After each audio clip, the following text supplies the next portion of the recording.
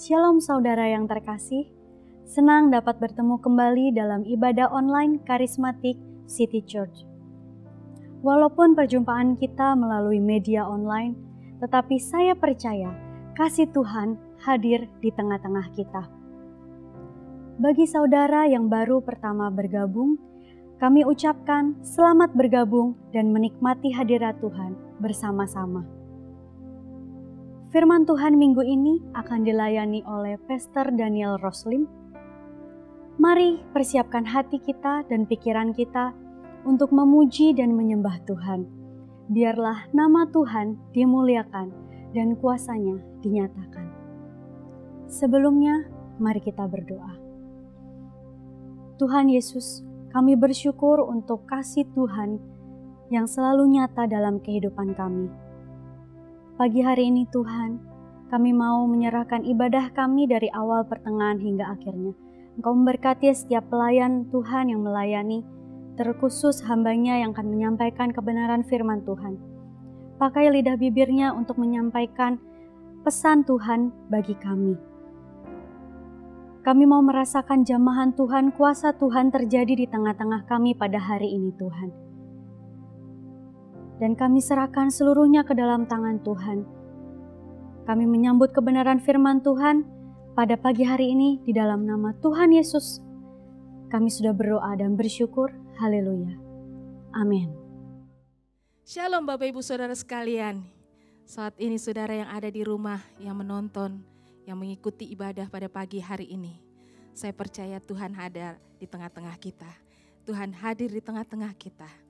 Dan Dia siap untuk memberkati kita semua. Haleluya. Mari kita siapkan hati kita untuk kita memuji dan menyembah Tuhan. Hari ini, waktu ini adalah milik Tuhan. Mari kita berdoa. Haleluya. Bapa di dalam surga, sungguh kami mengucap syukur ya Tuhan untuk saat ini kami bisa bersama-sama memuji menyembah Engkau, meninggikan Engkau ya Tuhan. Dan kami percaya Engkau hadir di tengah-tengah kami, memberkati kami ya Tuhan. Kami berdoa ya Tuhan untuk ibadah kami melalui streaming ini Tuhan Yesus. Kami percaya kuasa Allah dialirkan, kuasa Allah bekerja. Dan kami mengalami, menikmati hadirat-Mu Tuhan, mengalami mujizat-Mu ya Tuhan. Terpujilah nama-Mu ya Tuhan. Di dalam nama Tuhan Yesus, kami siap untuk membesarkan, memuliakan nama-Mu ya Tuhan. Haleluya. Amin. Amin. Saudara siap untuk memuji Tuhan? Mari kita tinggikan namanya. Haleluya. Hanya Yesus, Dia yang mempunyai kuasa atas surga dan bumi. Haleluya. Peganglah nama itu. Percayalah kepadanya bahwa ada kuasa di dalam namanya. Dia akan melakukan mujizat. Dia akan melakukan perkara yang besar. Haleluya.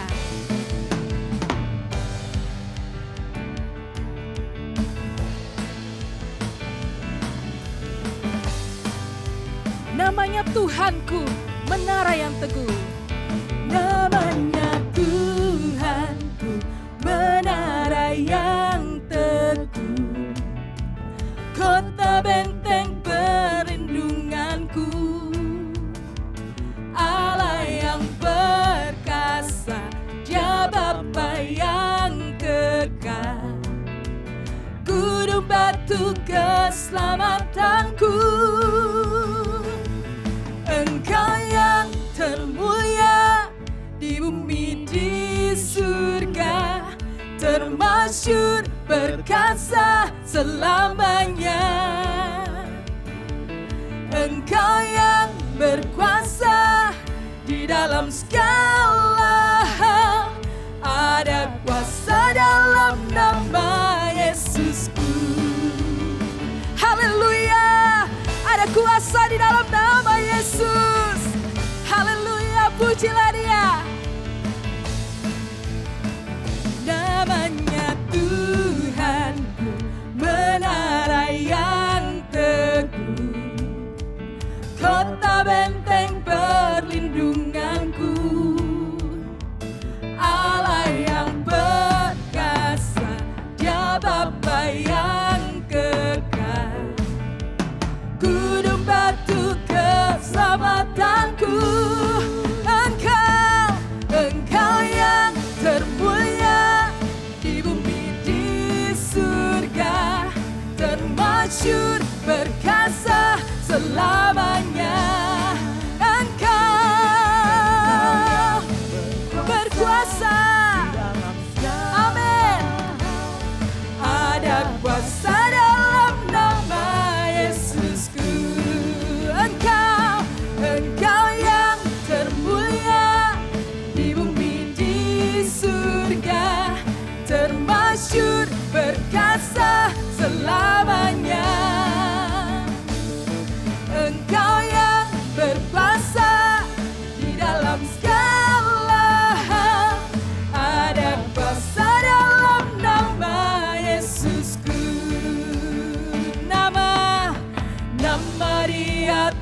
segala nama, nama yang telah membebaskanku. Segala kuasa tunduk pada nama itu, Yesus Tuhan segala Tuhan. Nama di atas segala nama, nama yang telah membebaskanku. Segala kuasa tunduk pada nama itu, Yesus Tuhan segala Raja. Engkau yang berkuasa di bumi di surga, termasyhur perkasa selamanya. Engkau yang berkuasa di dalam segala hal, ada kuasa dalam nama Yesusku. Engkau yang termulia, Engkau yang termulia di bumi di surga, termasyhur perkasa selamanya. Engkau yang berkuasa di dalam segala hal, ada kuasa dalam nama Yesusku. Ada kuasa dalam nama Yesusku. Ada kuasa dalam nama Yesusku. Hanya di dalam namanya, Dia sumber pengharapan dan kemenangan kita. Hanya dalam namanya, amin. Haleluya. Firman terangi jalanku, perisai iman di setiap waktu, lindungiku dari segala, tak pernah ku ragu karena Dia bersamaku, setia menjaga dengan kuasa mulia.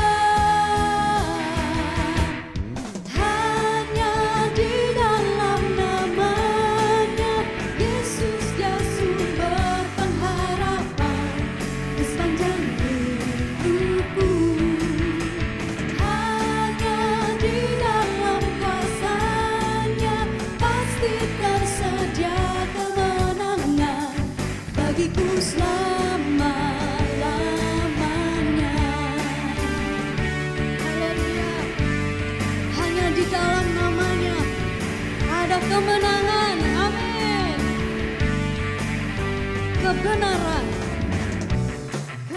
Kebenaran yang bebaskan, selalu berikanku kekuatan, hadapi segala tantangan, tak pernah ku ragu karena Dia bersamaku, setia menjaga dengan kuasa mulia. Hanya di dalam namanya, hanya di dalam namanya, Yesus Dia sumber pengharapan di sepanjang hidupku. Hanya di dalam kuasa-Nya pasti tersedia kemenangan bagiku selama-lamanya.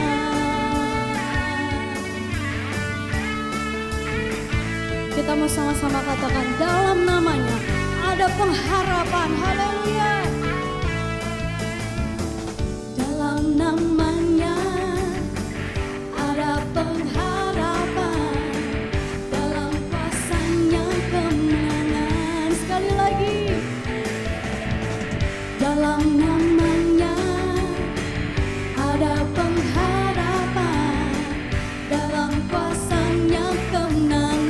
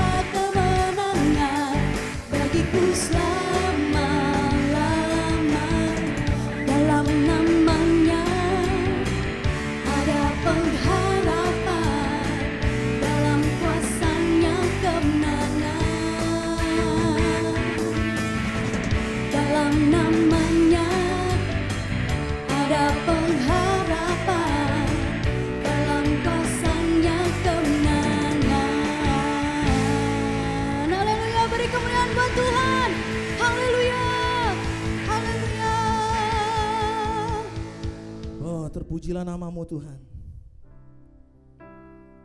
Terima kasih Tuhan, karena Engkau melingkupi kami Tuhan,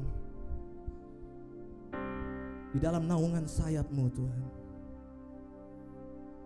Engkau menaungi kami dengan kuasa-Mu Tuhan, kuasa yang tidak terbatas. Bahkan ketika badai itu bergelora dalam kehidupan kami akan terbang bersama-Mu. Haleluya Tuhan, haleluya.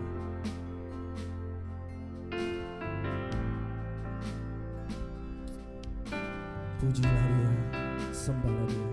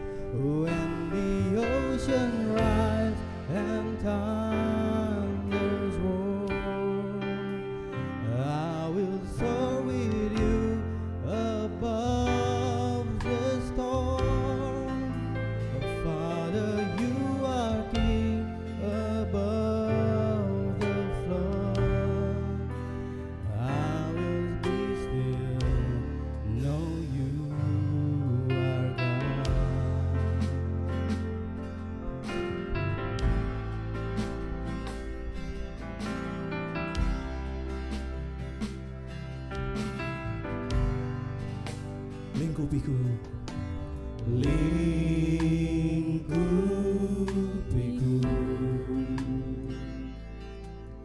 dengan sayap-Mu, naungiku dengan kuasa-Mu Tuhan, dengan kuasa-Mu. Saat badai bergelora, ku akan terbang bersama-Mu. Bapa Kau Raja atas semesta, ku transfer Kau Allah. Di saat badai bergelora, di saat badai bergelora, ku akan terbang bersama-Mu. Bapa Kau Raja atas semesta, ku transfer Kau Allahku. Jiwaku tenang, jiwaku tenang dalam Kristus. Lihat kuasa-Nya dalam keheningan. Di saat badai bergelora, ku akan terbang bersama-Mu. Bapa Kau Raja atas semesta, ku transfer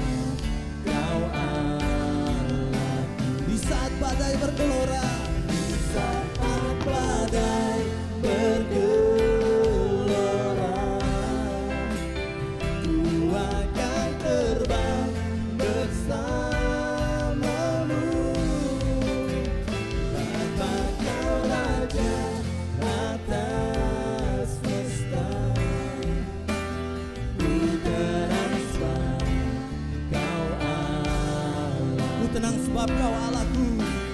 Ku tenang sebab Kau Allahku. Ku tenang sebab Kau Allahku. Oh, lingkupiku dengan kuasa-Mu Tuhan.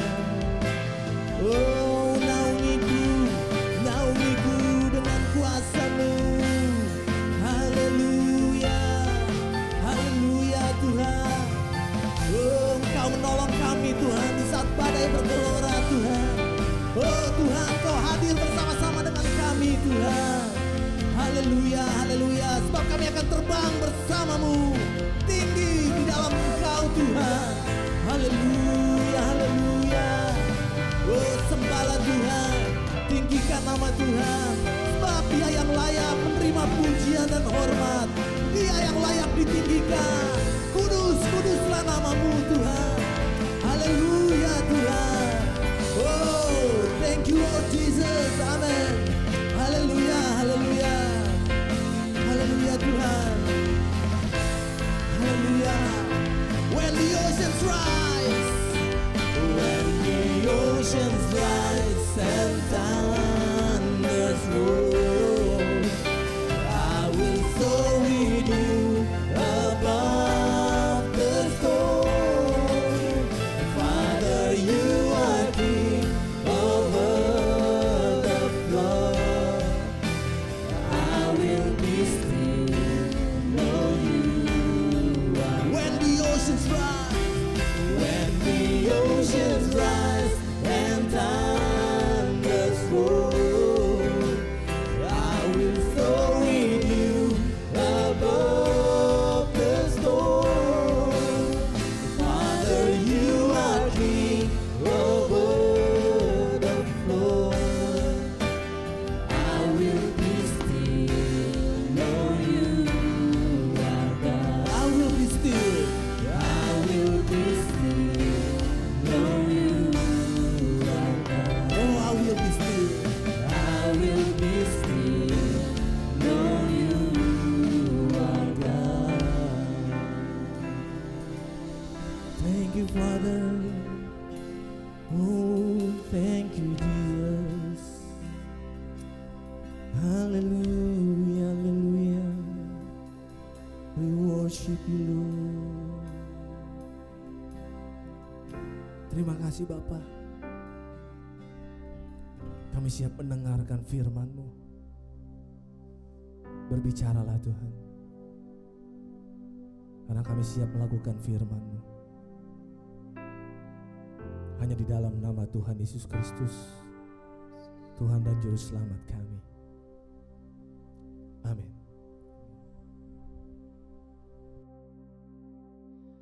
Shalom Bapak Ibu Saudara, kita bersyukur kita bisa bersama-sama lagi di dalam ibadah online CCC. Dan saya bersyukur kita bisa menikmati bersama-sama akan kehadiran Tuhan di tengah-tengah ruang keluarga kita masing-masing, ataupun di mana saja Anda berada. Mungkin Anda tidak dengan keluarga, tetapi Anda juga menyaksikan bersama-sama.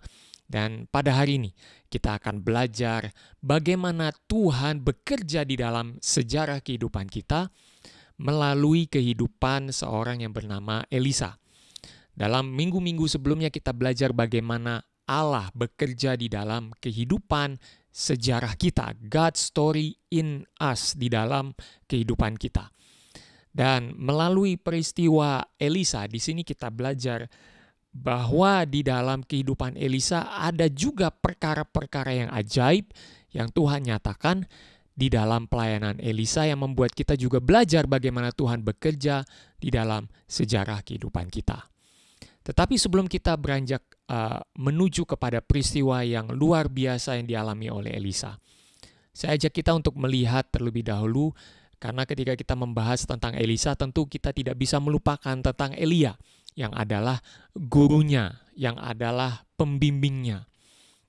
Dan di sini kita melihat bahwa ketika Elia memanggil Elisa, di situ Elisa menunjukkan ketekunannya untuk mengikuti Elia. Dia mengikuti Elia dengan tekun, dia dengan setia, dia belajar banyak tentang kehidupan seorang nabi dari Elia. Dan apa yang Elisa pelajari dari kehidupan Elia, itu juga yang dia praktekkan di dalam kehidupan pelayanan dia setelah Elia meninggalkan dia. Kita kemudian beranjak kepada peristiwa-peristiwa berikutnya. Kita melihat peristiwa demi peristiwa di mana di dalam segala mujizat yang dialami oleh Elisa, di situ Tuhan banyak bekerja melalui perkataan Elisa maupun juga dalam tindakan Elisa. Dan yang unik di sini adalah lebih banyak di dalam perjalanan Elisa. Di sini kita melihat bagaimana Tuhan bekerja juga di dalam sejarah kerajaan-kerajaan. Tuhan mengatur kerajaan-kerajaan itu begitu mudah. Sehingga apa yang Tuhan kehendaki dalam satu kerajaan itu terjadi. Ada bahaya kelaparan itu menurut kehendak Tuhan saja, hanya berdasarkan kehendak Tuhan terjadi kelaparan di situ. Dan kemudian apa yang terjadi berikutnya itu semua sesuai dengan apa yang difirmankan oleh Tuhan dan disampaikan melalui Elisa. Tetapi saya tidak akan membahas sampai ke situ. Ada satu peristiwa yang penting yang akan kita bahas pada hari ini, yaitu peristiwa di mana kita melihat di dalam 2 Raja-Raja pasal yang keempat. Ada satu kejadian yang pada dasarnya ini menguji Elisa, yaitu kisah Elisa dengan perempuan Sunem. Di dalam 2 Raja-Raja pasal yang keempat, di situ kita akan melihat dalam kelanjutannya apa yang terjadi di dalam kisah ini dari Elisa terhadap perempuan Sunem ini, apa yang terjadi. Kita melihat bahwa di dalam kisah ini ada seorang perempuan kaya di Sunem yang sudah bersuami juga. Dia berinisiatif untuk membuat satu kamar di atas rumahnya khusus untuk Elisa. Karena dia melihat bahwa di dalam pelayanan Elisa banyak kali melintasi tempat-tempat yang begitu jauh, sehingga dia terbeban untuk menyediakan satu tempat khusus untuk Elisa, untuk supaya dia bisa menginap, untuk dia bisa tinggal di situ. Dan kemudian kita melihat bahwa dia mewujudkan itu. Dia sampaikan kepada suaminya, dan kemudian mereka berdua membuat satu kamar khusus untuk Elisa. Sehingga ketika Elisa harus berjalan jauh di dalam pelayanannya, dia ada tempat untuk bisa menginap. Begitu hospitable, begitu ramah, begitu berkemurahan hatinya.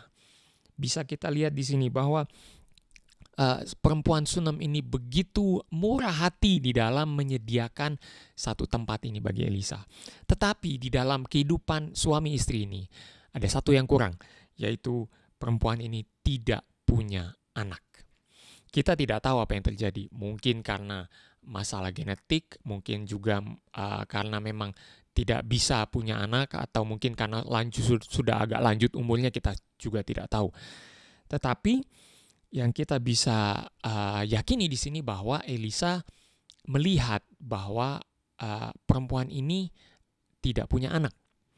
Dia sempat sampaikan ini kepada Gehazi, hambanya, dan dia tanya apa yang dia inginkan, apa yang perempuan ini inginkan dari aku, sehingga aku bisa membalas rasa terima kasih ini dengan satu perbuatan yang aku bisa perbuat untuk dia. Dan kemudian Gehazi melihat bahwa perempuan ini tidak punya anak, Tuhan. Oke, kemudian Elisa meminta supaya Gehazi memanggil perempuan Sunem itu.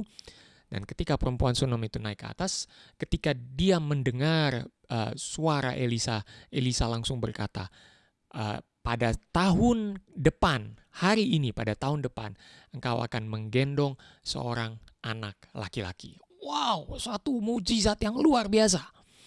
Mujizat yang luar biasa bagi seorang ibu yang begitu mendambakan kehadiran seorang anak. Dan kemudian dia mendapat satu berkat yang luar biasa, di mana dia dijanjikan oleh Tuhan pada tahun depan, pada hari yang sama, dia akan menggendong seorang anak laki-laki.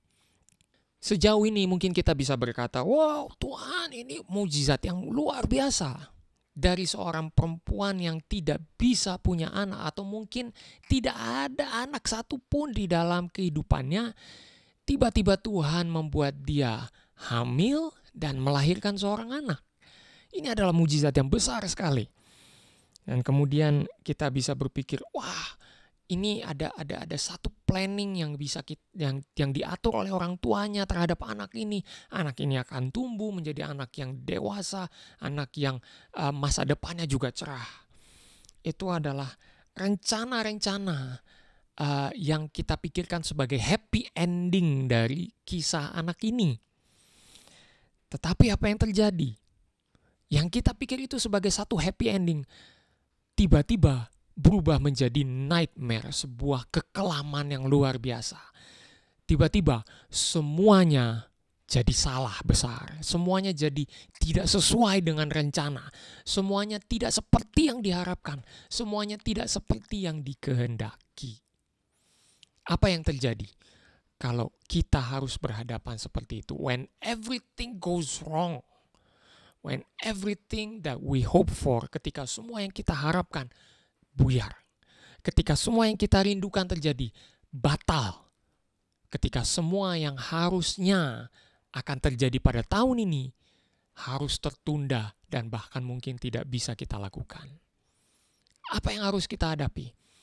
Hal ini bersinggungan juga dengan kenyataan bahwa dalam pandemi ini kita banyak kehilangan orang-orang yang kita rindukan, sebenarnya bisa berkumpul bersama-sama, tetapi mereka sudah dipanggil pulang oleh Bapa di surga.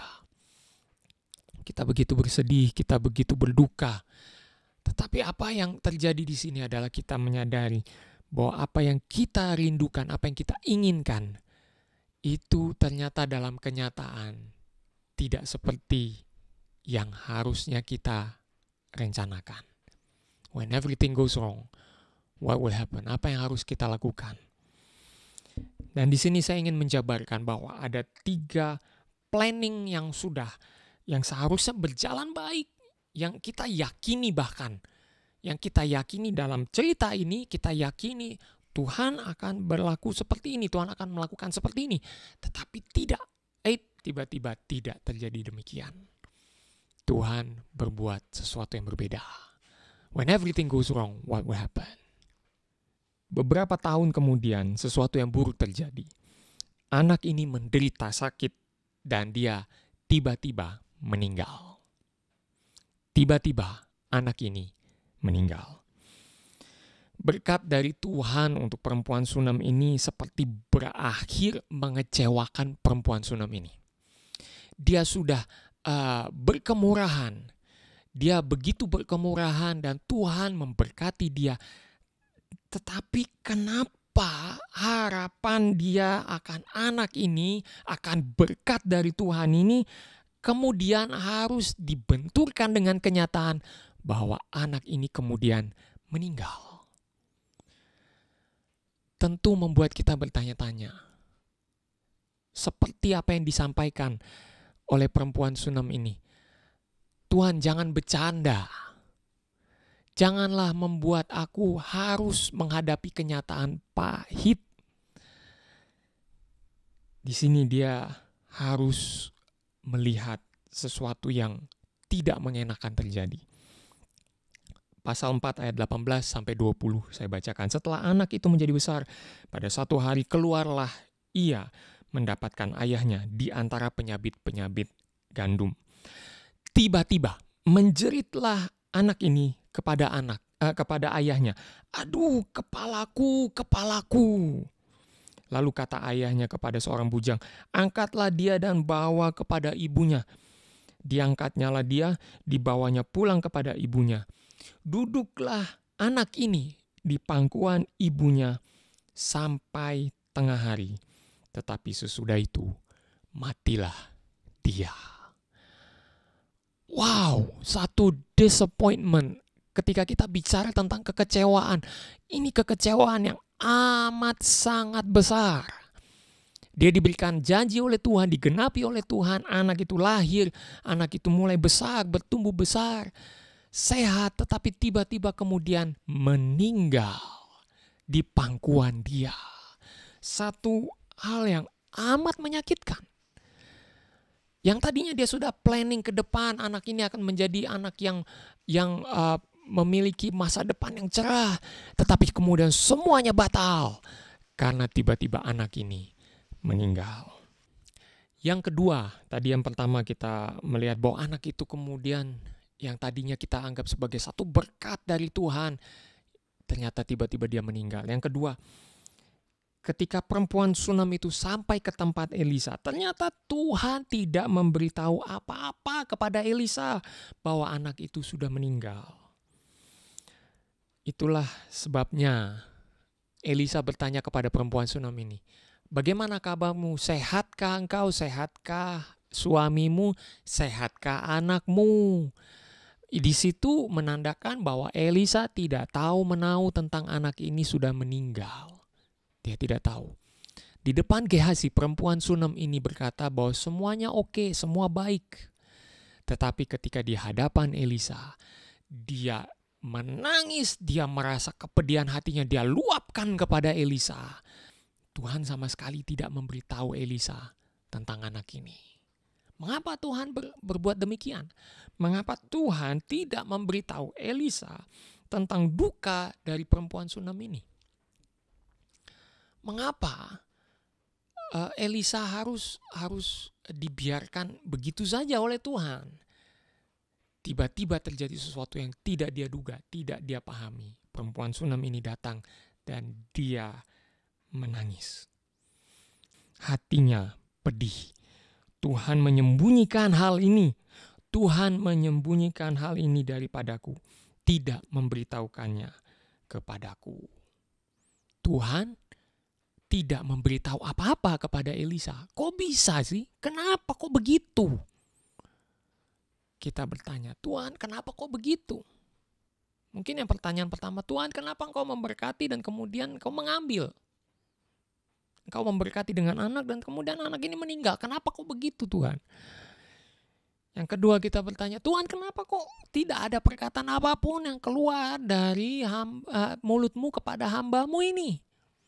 Tidak ada apapun yang bisa mengisyaratkan kepada Elisa bahwa anak dari perempuan Sunam ini sudah tidak ada. Mengapa? Dan yang ketiga, ketika everything goes wrong. When everything goes wrong. Yang ketiga, bagian yang ketiga adalah Elisa kemudian menyuruh Gehazi membawa tongkatnya, menaruh tongkatnya di atas anak tersebut karena perempuan Sunam ini sudah berkata-kata bahwa anakku meninggal dan lain sebagainya. Yang tahu pada saat itu hanya Elisa. Di depan Gehazi, perempuan Sunam ini tidak berbicara apa-apa mengenai anaknya. Tetapi bagi Elisa, perempuan Sunam ini berkata bahwa anaknya sudah meninggal. Dan di sini kita melihat bahwa Elisa berusaha untuk melakukan sesuatu. Dia minta Gehazi pergi ke rumah itu dan taruh tongkatku ini di atas anak itu. Dan anak itu akan hidup. Tetapi ketika di dalam perjalanan Elisa menuju ke sana, karena walaupun Elisa sudah menyuruh Gehazi untuk pergi membawa tongkatnya dan meminta supaya perempuan Sunam ini mengikuti dia, tetapi perempuan Sunam ini tidak mau meninggalkan sisi Elisa, tidak mau. Oleh karena itu Elisa berangkat juga menuju tempat di mana anak itu terbaring. Ketika Gehazi sudah sampai duluan, dia taruh tongkat itu dan ternyata tidak terjadi apa-apa. Sehingga dia akhirnya menemui Elisa di tengah perjalanan di dalam ayatnya yang ke-31. Dan dia katakan anak itu tidak bangun. Yang seharusnya menjadi satu mujizat besar, tetapi tidak seperti yang dirindukan oleh Elisa supaya anak ini bangkit. Ketika Elisa yang seharusnya kita ketahui di dalam pelayanannya sampai pasal 4 ini sudah ada beberapa mujizat besar terjadi, tetapi ternyata ketika sampai kepada kenyataan ini. Elisa harus berhadapan dengan kenyataan bahwa tidak semua yang dia doakan itu dijawab oleh Tuhan. Tidak semua yang dia rindukan supaya Tuhan bekerja di dalamnya dijawab oleh Tuhan. Ini adalah bagian yang ketiga yang kita akan bahas. Ketiga perkara ini adalah perkara yang sulit untuk kita pahami. Tetapi ketika kita lihat di sini, seringkali inilah yang juga menjadi pergulatan kita, pergumulan kita di hadapan Tuhan. Tuhan mengapa? Tuhan mengapa? Pertanyaan-pertanyaan seperti itu terlontar. Mengapa anak itu harus meninggal? Engkau sudah memberkati perempuan Sunam ini, tetapi kemudian engkau memanggil anak ini. Mengapa anak ini harus meninggal?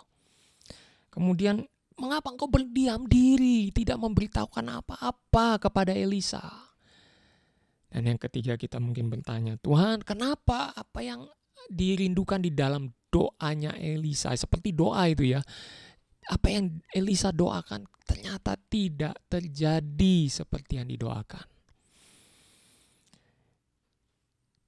Walaupun kita banyak pertanyaan seperti itu, tetapi di sini melalui firman Tuhan ini kita belajar tentang 3 hal penting ini. Yang pertama, kedaulatan Tuhan. Yang kedua, hikmat Tuhan. Dan yang ketiga, hati Tuhan atas sejarah kehidupan kita. Saya gabungkan ketiga bagian ini dalam 3 penjelasan berikut ini. Yang pertama, ketika kita berusaha untuk memahami kedaulatan Tuhan harus terjadi dalam hidup kita. Di sini kita belajar juga bahwa kehidupan kita ini bukan di tangan kita, bukan kita yang memegang kendalinya saja, tetapi ada juga faktor kedaulatan Tuhan yang berperan di dalamnya. Bahkan boleh dikatakan kedaulatan Tuhan ketika dinyatakan itu tidak bisa diganggu-gugat. Kedaulatan Tuhan memberi satu pemahaman di sini. Tuhan memberi, Tuhan juga yang mengambil. Apa daya kita untuk mencegahnya? Keadaan dari sang perempuan Sunam itu menjadi kembali seperti saat dia belum punya anak. Dia tadinya begitu mendapat berita bahwa dia akan punya anak, dia katakan, janganlah Tuanku, abdi Allah, ya abdi Allah, janganlah berdusta kepada hambamu ini. Jangan kau berkata perkataan kosong kepadaku, jangan memberikan harapan yang kosong kepadaku. Itu di ayat yang ke-16. Dia tidak menyangka pada tahun berikutnya dia akhirnya bisa menggendong seorang bayi atau bayi anak laki-laki ini. Dia tidak bisa menyangkal itu terjadi. Dan kemudian ketika anak itu meninggal di pangkuannya, dia datang kepada Elisa sambil protes. Dia protes, Bapak Ibu Saudara. Adakah aku minta seorang anak laki-laki daripada Tuanku? Bukankah telah aku katakan, jangan aku diberi harapan yang kosong. Itu kita baca dalam ayat yang ke-28. Dia protes, Bapak Ibu Saudara.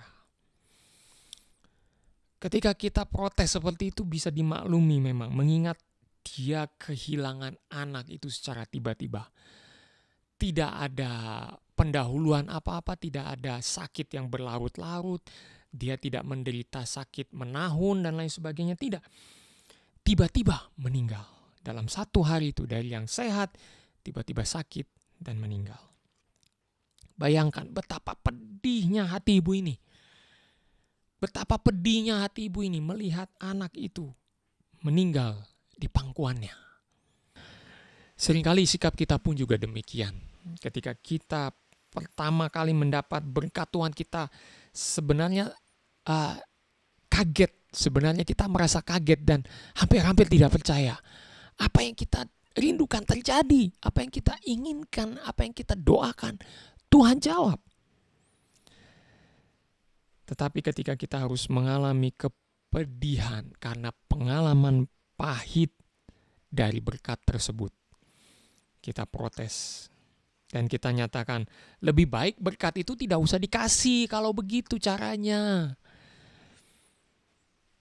Dalam kondisi pandemi sekarang ini, kita mendengar banyak orang yang meninggal. banyak juga yang sembuh. Pada saat orang tersebut sembuh, bisa saja dia terkena COVID yang kedua kalinya.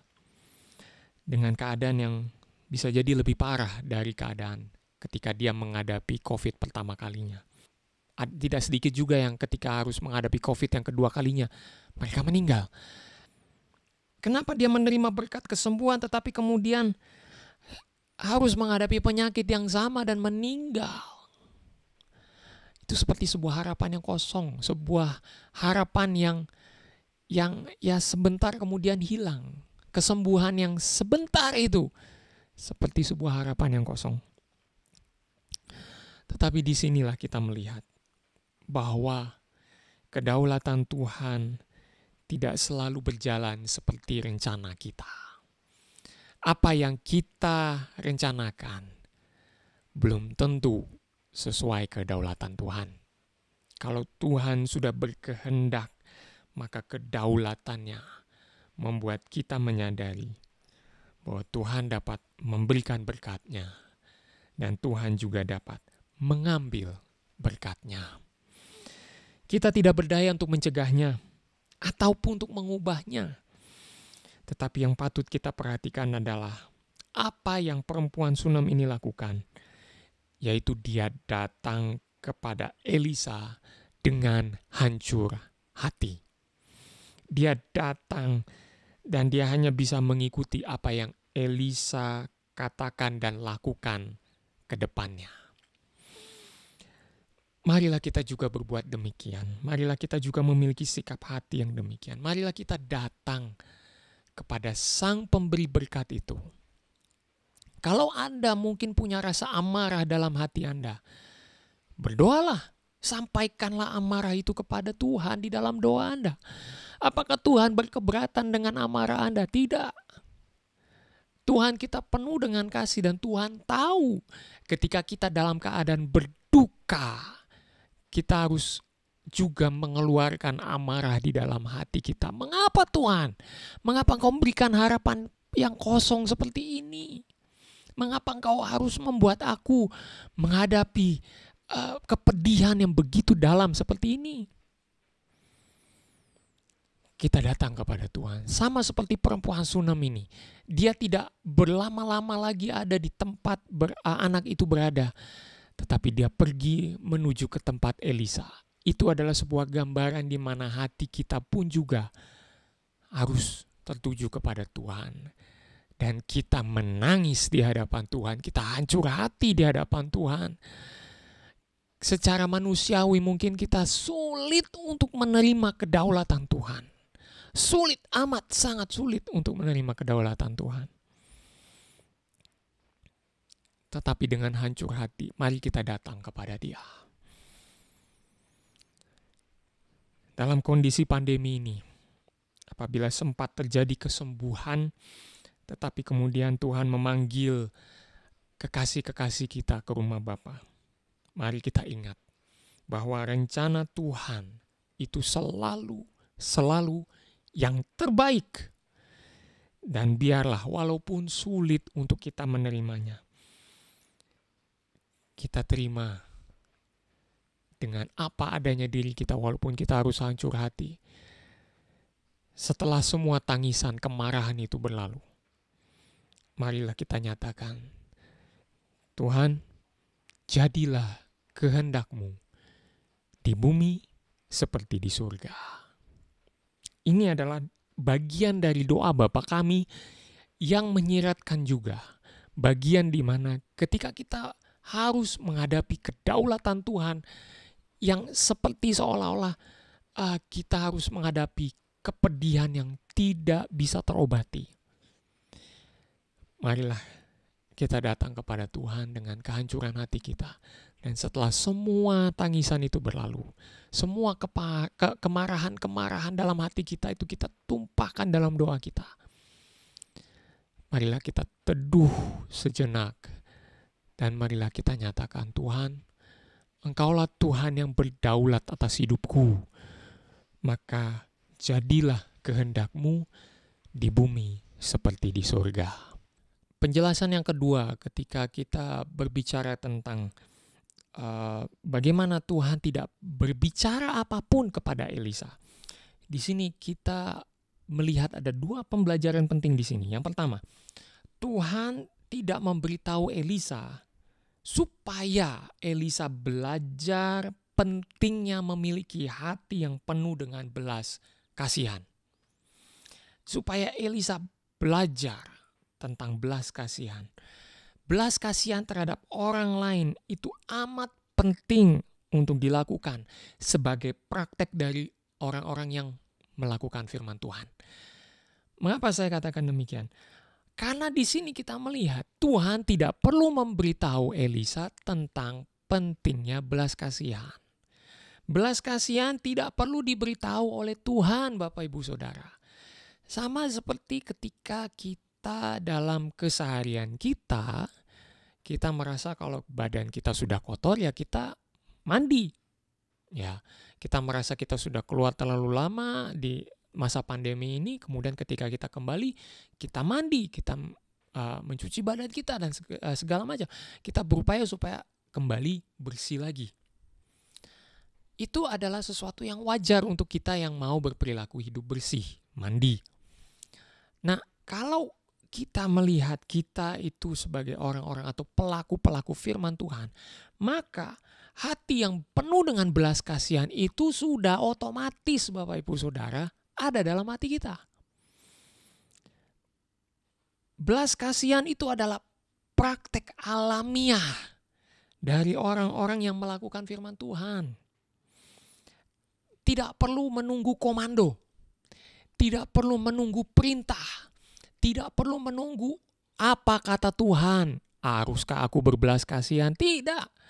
Belas kasihan itu tanpa komando. Belas kasihan itu straightforward action. Langsung bertindak. Ada hati yang digerakkan terlebih dahulu. Kita bicara di sini, berbicara tentang hati yang digerakkan terlebih dahulu. Kita ingat Tuhan Yesus, pelayanan Tuhan Yesus. Di dalam pelayanannya kita melihat bahwa pendorongnya atau pendorong atau drive di dalam pelayanannya itu adalah belas kasihan. Saya kutip dari Matius 14 ayat 14, Matius 20 ayat 34, Markus 1 ayat 41, Markus 8 ayat 2, Lukas 7 ayat 13 berbicara tentang hati Tuhan Yesus digerakkan oleh belas kasihan. Jadi bukan 1-2 kali Tuhan Yesus digerakkan oleh belas kasihan, tapi berkali-kali Tuhan Yesus digerakkan oleh belas kasihan. Menarik untuk diperhatikan bahwa Tuhan tidak berbicara terlebih dahulu kepada Elisa. Elisa, sebentar lagi ada perempuan Sunam yang akan datang kepadamu dan dia sedang bersedih hati. Kamu harus mendengarkan dia. Kamu harus memiliki belas kasihan kepada dia. Ayo Elisa, kamu harus punya belas kasihan. Tuhan tidak bicara begitu. Tuhan sama sekali tidak berbicara seperti itu.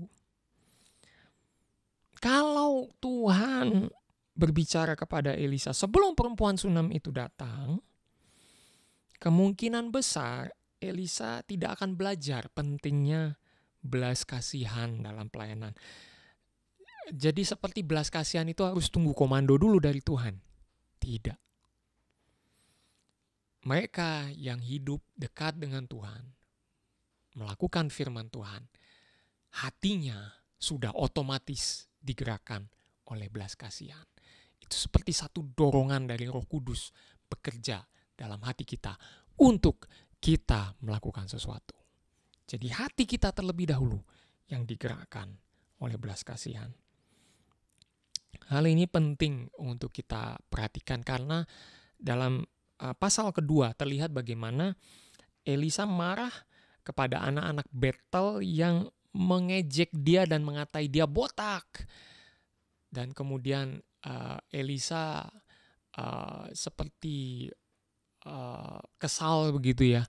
Dan terjadilah pada waktu itu Elisa kemudian mungkin tidak melihat atau mungkin masih melihat, saya kurang tahu, tetapi anak-anak itu kemudian diterkam oleh binatang buas, semuanya mati.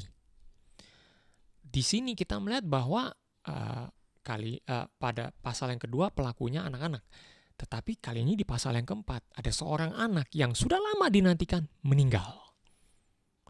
Yang adalah juga bagian dari doa Elisa, ternyata Tuhan panggil. Mungkin ini juga mengajarkan kepada Elisa, supaya Elisa ketika di dalam pelayanan, janganlah memiliki hati yang tanpa belas kasihan. Mengapa? Karena ketika dia melayani tanpa belas kasihan, maka akan hanya menghasilkan kesombongan rohani saja di dalam pelayanan. Seseorang yang melayani tanpa belas kasihan hanya membuahkan kesombongan saja. Bapak Ibu Saudara, ketika kita di dalam pelayanan, kita perlu memperhatikan bahwa hati kita harus juga digerakkan oleh belas kasihan. Jangan hanya melihat dari penampakan luarnya saja. Jangan hanya kemudian kita, ya mungkin karena kita kenal jadi kita memperhatikan dia. Tapi marilah kita terhadap orang-orang yang lain pun kita juga memiliki belas kasihan. Terhadap tetangga kita, terhadap orang-orang di lingkungan kita. Mari kita juga memiliki hati yang penuh dengan belas kasihan. Dan pelajaran yang pertama, pelajaran yang kedua yang kita pelajari di sini adalah hamba Tuhan juga perlu mengakui apabila Tuhan tidak berbicara apapun kepada dia. Belakangan ini kita banyak mendengar ada firman Tuhan dibagikan oleh hamba-hamba Tuhan, dan kemudian tidak sedikit juga yang berkata bahwa pada tahun depan, ini bicara dari tahun 2020, tahun depan pandemi ini akan berakhir dan seterusnya. Dan kemudian seperti berbicara oleh karena Tuhan berbicara langsung kepada dia, menyampaikan apa yang Tuhan katakan. Kalau memang Tuhan berkata-kata, ya oke. Tetapi kalau Tuhan tidak berkata-kata, jangan membuka mulut seolah-olah Tuhan mengatakan sesuatu kepada Anda untuk Anda katakan. Jangan. Biarlah ketika Tuhan berdiam diri, Anda juga tidak perlu berkata-kata seperti seolah-olah Tuhan berkata-kata kepada Anda. Jangan. Itu nantinya akan membawa sebuah harapan yang kosong juga. Oleh karena itu, baiklah kita melatih pendengaran kita. Ketika Tuhan berdiam diri, itu adalah waktunya bagi kita untuk mendengar. Tidak hanya mendengar apakah Tuhan mau berbicara sesuatu, tetapi dengarkan juga rintihan, teriakan, kepedihan, ucapan dari orang-orang di sekeliling kita. Mereka yang merintih di dalam kehidupan mereka oleh karena penderitaan yang harus mereka hadapi. Dalam kasus ini, Elisa harus membuka telinganya untuk mendengar kepedihan dari perempuan Sunam ini. Sehingga akhirnya dia mengerti juga bahwa dalam pelayanan dia harus juga punya belas kasihan. Hati yang berbelas kasihan. Inilah hati yang Tuhan rindukan ada di dalam kehidupan kita. Di dalam sejarah kita, sejarah kehidupan kita, marilah kita juga punya hati yang berbelas kasihan. Seperti Tuhan Yesus, dia digerakkan oleh belas kasihan. Demikian pula kita. Mari kita digerakkan juga oleh belas kasihan, melihat orang-orang di sekeliling kita. Kita tidak perlu melihat orang-orang di sekeliling kita dan kemudian kita bertanya, Tuhan, apakah saya akan bantu dia atau tidak? Tidak perlu kita bertanya seperti itu. Tuhan pasti akan berdiam diri. Kenapa? Karena Tuhan mengharapkan kita bertindak secara langsung. Oleh karena itu, marilah kita mendengar, dan ini saya anggap ini sebagai satu hikmat dari Tuhan untuk kita mendengar. Hikmat dari Tuhan adalah supaya kita mendengar. Karena banyak kali dalam Amsal disampaikan juga bagaimana orang yang berhikmat itu lebih banyak mendengar.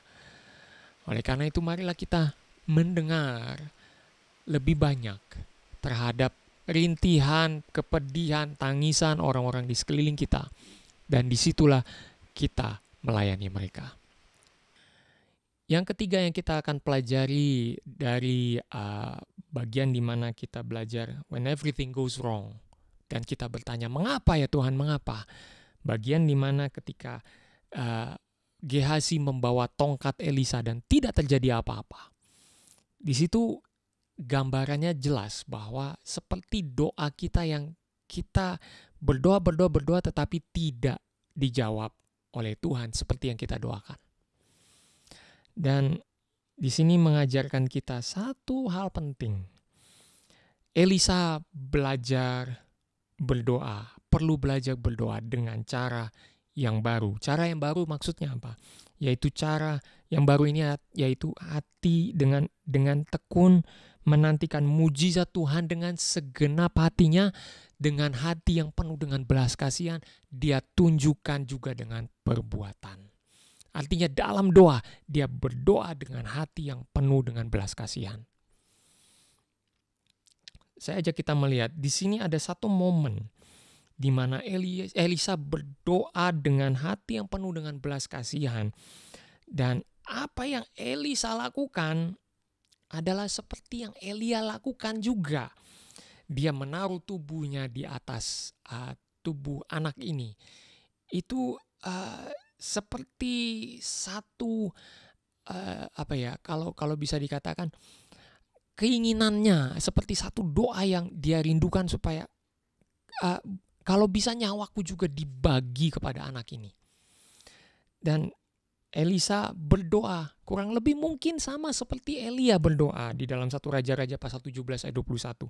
Ya Tuhan Allahku, pulangkanlah kiranya nyawa anak ini ke dalam tubuhnya. Dan tidak hanya sekali Elisa kemudian berdiri, dia berputar dan kemudian dia lakukan itu lagi. Bapak Ibu Saudara, di sini Elisa sungguh-sungguh berdoa meminta kepada Tuhan agar Tuhan mengembalikan nyawa anak ini. Dan dari caranya berdoa terlihat bagaimana Elisa ingin membagi hidupnya. Ini adalah doa yang penuh dengan belas kasihan, Bapak Ibu Saudara. If I can do more than this, I will do it. Itu seperti satu doa yang seperti demikian. Dia berdoa itu seperti satu pelayanannya yang sungguh-sungguh kepada Tuhan dan bagi anak ini supaya anak ini bisa kembali hidup. Doa yang begitu dramatis, tetapi melalui doanya kita melihat hatinya yang digerakkan oleh belas kasihan. Kita lihat di dalam ayat 33 sampai ayat yang ke-35. Artinya belas kasihan, let's do more than usual. Mari kita lakukan yang lebih dari yang biasanya. Kalau kita hanya cukup menyampaikan ucapan belasungkawa atau sampaikan dengan stiker saja. Tapi kali ini mari kita lakukan yang lebih dari itu. Mari kita telepon juga. Ya kita tidak mungkin bisa datang karena ada kendala penyekatan dan lain sebagainya. Harus membatasi jumlah kehadiran orang dan lain sebagainya. Kita bisa mengerti hal itu. Tetapi setidaknya kita telepon orang itu. Dan kita katakan, saya sungguh-sungguh bersedih atas berita ini. Rasanya mau menangis hati saya. Tapi saya terus berdoa supaya Tuhan menguatkan Anda. Tuhan menguatkan keluarga Anda juga. Mari Bapak Ibu Saudara, let's do more than what we usually do. Mari kita lakukan lebih dari apa yang biasa kita lakukan. Bapak Ibu Saudara, pada akhirnya kita melihat di sini bahwa ketika segala sesuatu tidak berjalan seperti yang kita inginkan, tidak berjalan seperti yang kita rencanakan, tidak berjalan seperti yang sesuai kita yakini dalam kehidupan kita. Marilah kita belajar untuk menerima, yang pertama menerima kedaulatan Tuhan dengan ikhlas. Yang kedua, lebih banyak mendengar. Sebagai hikmat dari Tuhan, mari kita lebih banyak mendengar akan orang-orang di sekeliling kita. Dan yang ketiga, mari kita belajar melayani dengan hati yang penuh belas kasihan. Jangan membatasi diri Anda dengan pandemi ini, Bapak Ibu Saudara. Layani seseorang akan yang lain dengan apa yang Anda bisa lakukan dari jarak yang jauh. Kalau Anda merasa ingin mengirimkan makanan bagi mereka yang sedang ada di dalam isolasi mandiri, kirimkanlah makanan bagi mereka. Kalau Anda merasa bahwa Anda digerakkan oleh belas kasihan, Anda merasa anaknya saat ini sedang sakit, saya mau telepon orang tuanya, saya mau berdoa buat orang tuanya. Telepon dan doakanlah. Mari kita lakukan lebih dari yang biasanya kita lakukan. Dan disitulah kita betul-betul akan merasakan bahwa hati kita digerakkan oleh belas kasihan. Bapak, Ibu, Saudara, inilah firman Tuhan yang disampaikan pada hari ini. Dan mari kita berdoa bersama-sama. Mohon supaya Roh Kudus bekerja dalam hidup kita. Yang pertama-tama mari kita berdoa supaya Roh Kudus bekerja menggerakkan hati kita. Untuk kita kemudian bisa melihat, mendengar, dan melihat orang-orang di sekeliling kita. Mereka yang saat ini sedang berada di dalam penderitaan, mereka yang saat ini sedang berduka. Dan biarlah Roh Kudus bekerja dalam hati kita untuk kita kemudian memiliki hati yang penuh dengan belas kasihan. Dan tidak berhenti sampai di situ. Kita juga melakukan sesuatu dengan belas kasihan.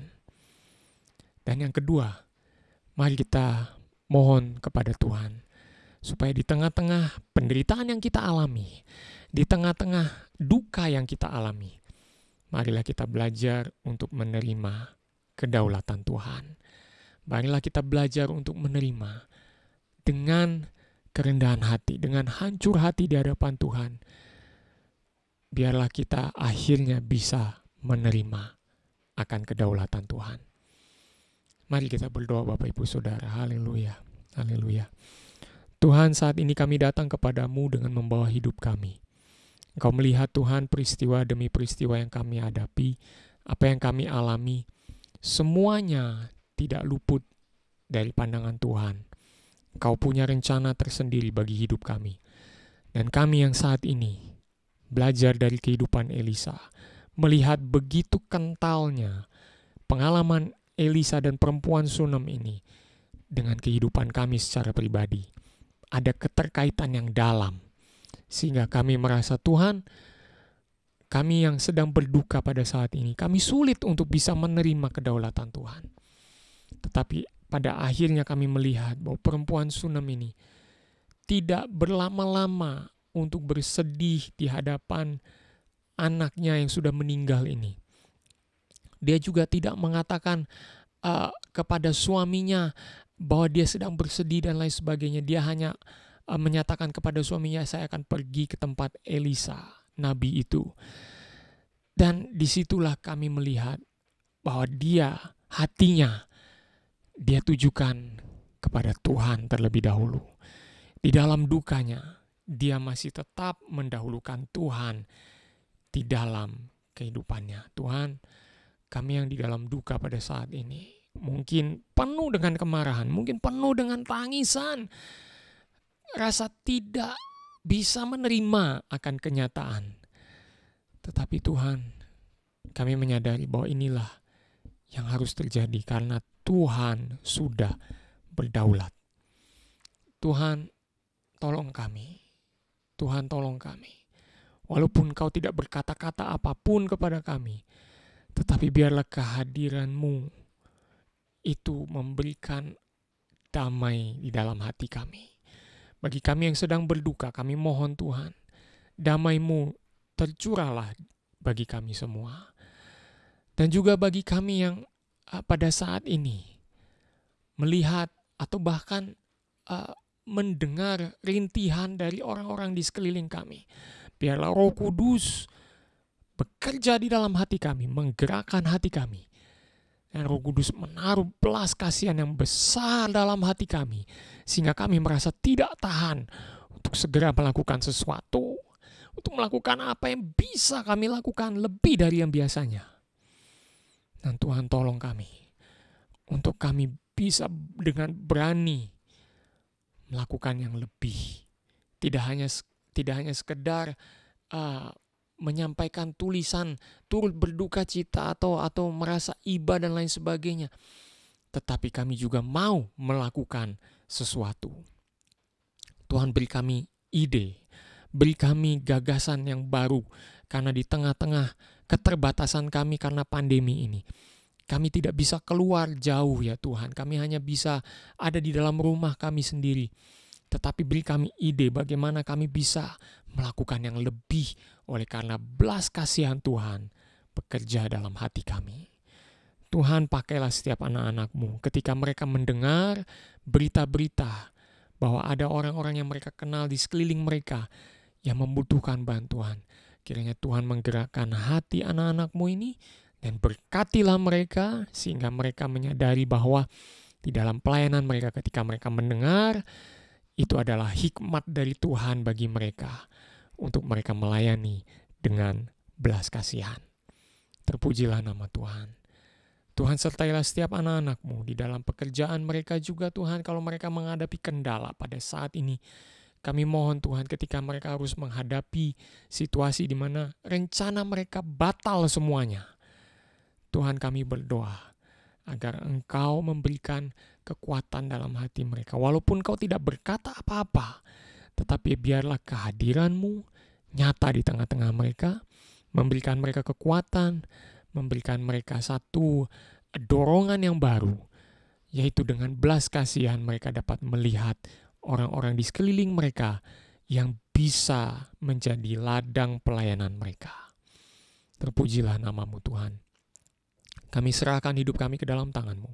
Pimpin dan sertailah setiap anak-anak-Mu. Bekerjalah di dalam kehidupan mereka. Bahkan dalam pekerjaan mereka yang menghadapi kebuntuan, Tuhan, bukakan satu jalan yang baru bagi mereka. Pimpin dan sertai setiap langkah mereka. Dan biarlah anugerah dari Allah Bapa, kasih karunia dari Tuhan Yesus Kristus, penyertaan Roh-Nya yang kudus menyertai kita semua dari saat ini sampai Maranatha. Tuhan Yesus akan datang kembali. Kita percaya, katakan amin. Selamat hari Minggu Bapak Ibu Saudara, Tuhan Yesus memberkati. Terpujilah Tuhan. Saya percaya kita semua diberkati oleh ibadah hari ini dan nama Tuhan dimuliakan. Jika Anda diberkati, jangan lupa like, komen, share, dan subscribe YouTube channel CCC. Untuk mengembangkan pelayanan ini, Anda dapat terlibat di dalamnya dengan memberikan persembahan dan perpuluhan yang terbaik kepada Tuhan, serta janji iman untuk pembangunan gereja CCC melalui nomor rekening yang tertera di bawah ini. Jika saudara membutuhkan dukungan doa, kami siap melayani dan silakan menghubungi nomor telepon di bawah ini. Kami juga mengajak saudara untuk ikut dalam acara-acara dari Gereja CCC sepanjang minggu ini, seperti doa Jumat Power of Prayer setiap hari Jumat jam 7 malam, ibadah Kamu Wanita BWC setiap hari Sabtu jam 9 pagi, ibadah sekolah minggu di udara setiap hari Minggu jam 8 pagi, dan Youth Community setiap minggu jam 6 sore melalui Zoom. Demikian ibadah kita hari ini. Sampai jumpa minggu depan dan Tuhan memberkati.